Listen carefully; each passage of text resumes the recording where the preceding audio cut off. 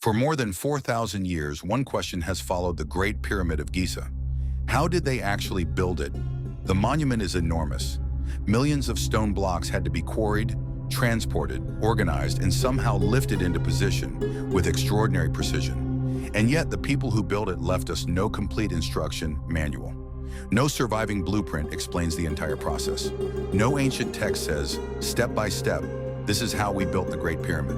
So for centuries, the missing details have created one of archaeology's greatest mysteries. But one of the most important clues did not come from inside the pyramid. It was discovered hundreds of miles away, beside the Red Sea. At a place called Wadi al-Jarf, archaeologists uncovered the remains of an ancient Egyptian harbor. The site had been used during the reign of Pharaoh Khufu, the king for whom the Great Pyramid was built. Then, during excavations in 2013, archaeologists found something extraordinary near the entrance to one of the site's storage galleries. Hundreds of fragments of ancient papyrus. They were more than 4,500 years old, and among them was something almost unbelievable: the daily logbook of a man named Merer.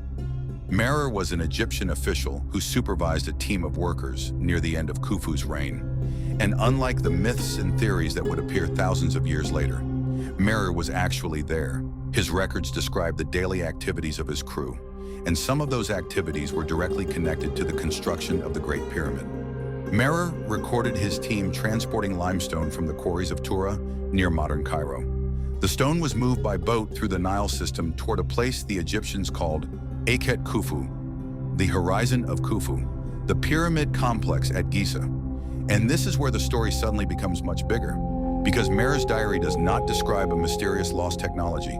It describes something else: logistics, crews, boats, quarries, waterways, deliveries, and carefully organized work. The Great Pyramid was not simply a pile of stones being pushed upward. Before a block could ever reach the pyramid, someone had to cut it from a quarry. Someone had to prepare it. Someone had to move it to the water. Boats had to be available. Crews had to be organized. Routes had to be maintained. Food and supplies had to reach thousands of people working around the project. And archaeological discoveries at Giza reveal even more of this hidden world. Excavations have uncovered a large 4th dynasty settlement connected to the era of pyramid building. Its streets were surrounded by workshops, industrial areas, bakeries, kitchens, storage facilities, and administrative buildings. This was not the image of a chaotic workforce dragging stones through endless desert.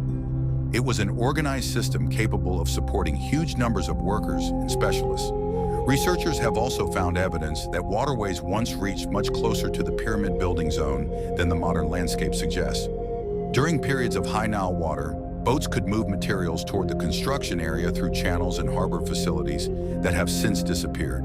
Today, you see desert around the pyramids. 4,500 years ago, the landscape was different, and that changes the question.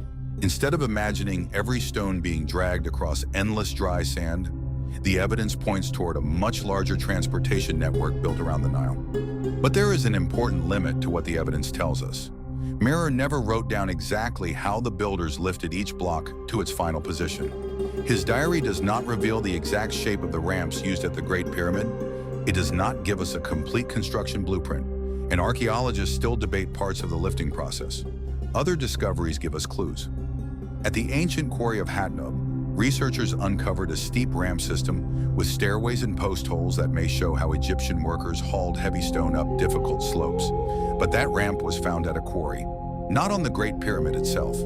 It shows that ancient Egyptian engineers had sophisticated methods for moving heavy stone. It does not prove that the exact same system was used to build the entire pyramid. And this is where the real story becomes more interesting than the myth. There may never have been one single secret. The evidence instead reveals thousands of connected solutions: quarries producing stone, crews transporting it, boats navigating waterways, harbors receiving materials, administrators recording deliveries, workshops producing tools, bakeries and kitchens feeding workers, and an entire infrastructure operating around one of the largest construction projects of the ancient world. The Great Pyramid is still mysterious. We still do not know every detail of how each level was constructed, or exactly how every block was raised. But the mystery is no longer completely silent. A diary found beside the Red Sea has given us the voice of someone who was part of the operation. Archaeology at Giza has revealed the world in which the builders lived and worked. And the evidence points towards something perhaps more impressive than any secret machine: organization on an extraordinary scale.